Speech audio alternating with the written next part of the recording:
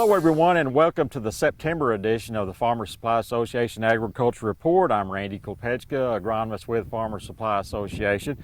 Well, harvest season is here, and as you can see in the background here real quickly, corn harvest is going on. Also rice harvest is going on as well. So corn's kind of harvest has been going on probably a couple of weeks or so, and a little more consistent maybe than the rice. Rice harvest started, that last week, August, pretty much, but it's been a little more sporadic as some guys have been cutting straight through when they can, and some guys still, haven't even started yet. So got a ways to go on the rice harvest, but we'll certainly get it done.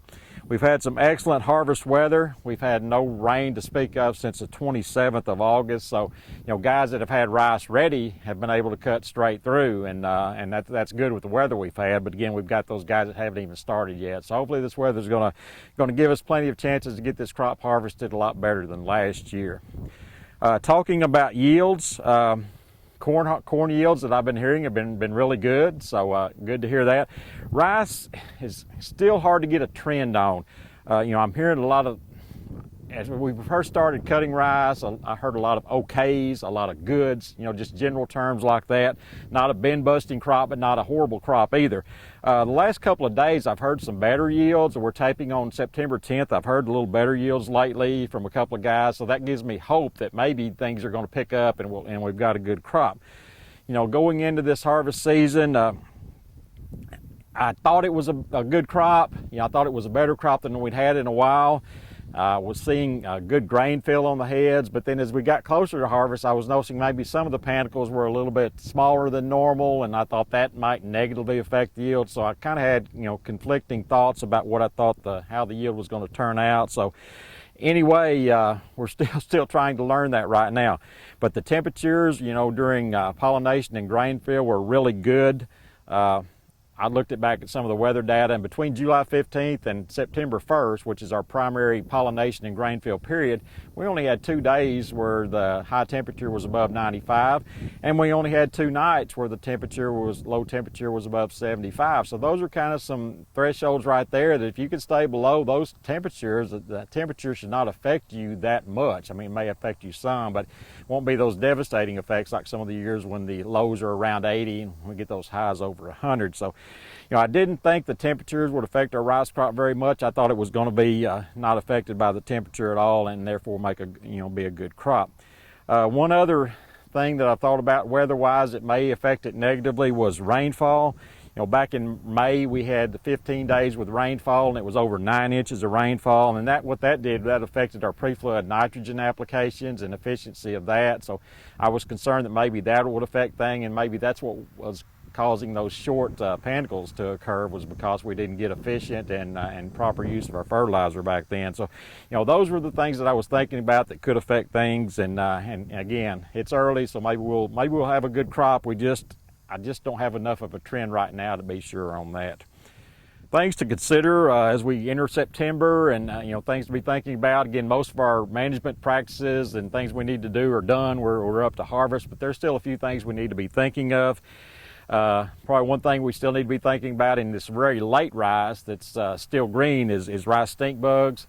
A lot of guys sprayed rice stink bugs earlier, and there's been kind of a chronic reinfestation in a lot of these fields. They've stayed below treatment level. We're seeing a lot of 6 and 7 per 10 sweeps where treatment level is 10. So we got to keep an eye on this rice and keep it below threshold, really until about 60% hard dough or 60% color. That's when they say that you can cut off stink bug applications and not have economic losses. So that's kind of where we're at. So keep your eye on these, keep sweeping these fields until they get 60% hard dough, and let's keep these stink bugs from affecting our yield, and really more in the later part, causing that peck that we get deductions for. So keep that in mind. On soybeans, I think we're about done. We had a pretty good infestation of corn earworms back in mid to late August, and that seems like it's pretty much run its course. A lot of guys sprayed, but it seems like it's run its course now. In the fields I've been sweeping over about the last 10 days or so, I'm just not finding any corn earworm. I'm finding a few foliage feeders out there, but just not enough to be worried about. So, I think we're in pretty good shape on our soybean crop as far as insects go. Another thing I want to talk about is irrigation termination in soybeans. You know, we had that rain in late August and everybody hoped maybe we were done with irrigation of soybeans, but we weren't, because it stopped raining since August the 27th.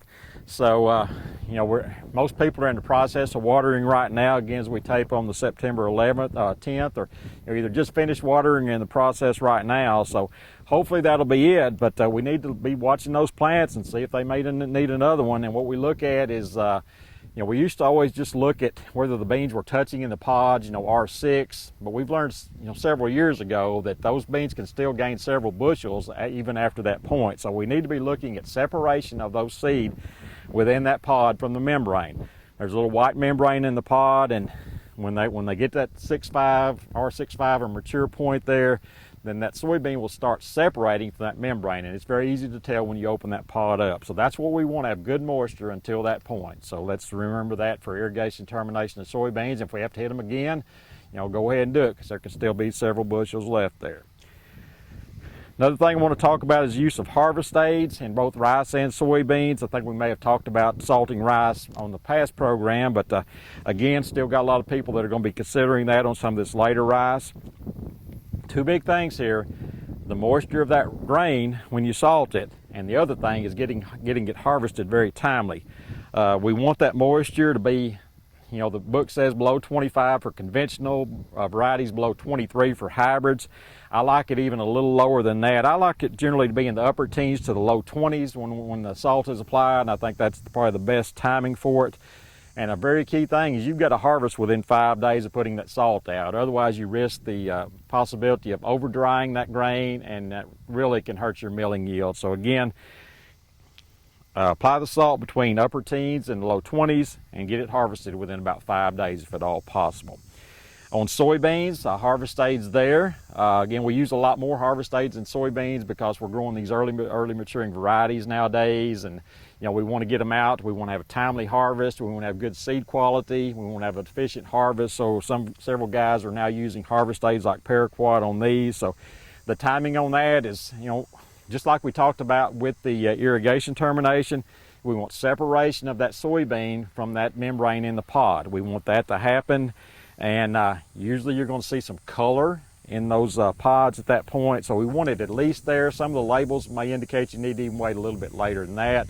I know the MP44 says you want 65% brown pods and the rest of them yellow on these indeterminate varieties, but at the very minimum, you want these things to be separated from that pod wall. So again, several things going on right now, but harvest is the big thing, and hopefully we're going to have an outstanding crop this year. Hopefully by next month I'll have a better trend on what these yields actually were. You know, hopefully that higher rice yield that I've been hearing about the last couple of days will be a trend, and we'll have a good crop, and we'll be harvesting soybeans hopefully again by the time we talk next month. So if you need any more information on any of this, you can contact me through Farmer Supply Association. My cell number is 870-318-0739, or you can email me at randykolpechka@gmail.com.